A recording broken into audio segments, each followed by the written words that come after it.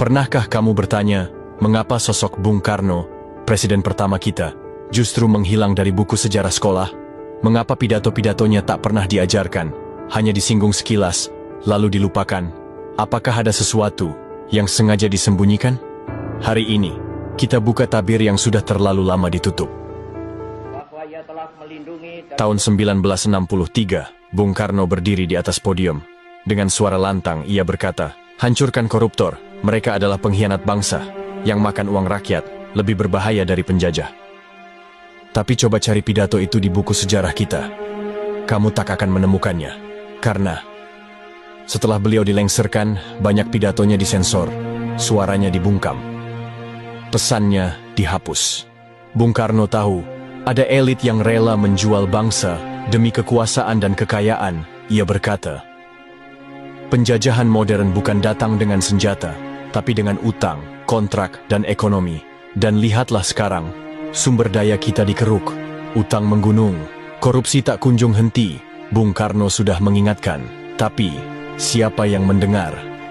Bahwa membangun satu negara, membangun ekonomi. Tahun 1964, Bung Karno memperkenalkan Trisakti, 3 pilar yang bisa jadi fondasi negeri ini. 1. Berdaulat dalam politik, artinya Indonesia harus bebas menentukan arah politiknya sendiri, tanpa campur tangan asing. 2. Berdikari dalam ekonomi, artinya ekonomi bangsa harus mandiri, tidak bergantung pada negara lain. 3. Berkepribadian dalam kebudayaan, artinya bangsa Indonesia harus bangga dan menjaga identitas budayanya sendiri. Tapi setelah beliau jatuh, Trisakti ikut dikubur.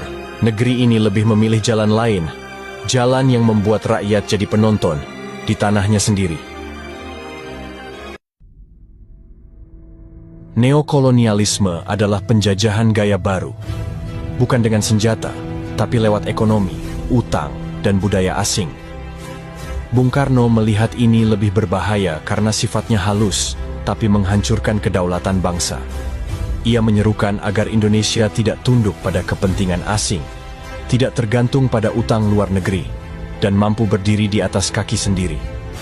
Pesan ini relevan hingga kini, saat kekayaan alam dikuasai asing, dan kebijakan ekonomi sering dipengaruhi pihak luar.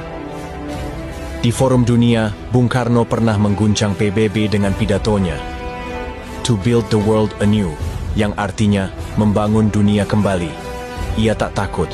Ia melawan kekuatan global, tapi justru karena itulah, ia dijatuhkan, dituduh, dikucilkan, dibungkam, tanpa pernah diadili secara hukum. Setelah Orde Baru berkuasa, sejarah ditulis ulang.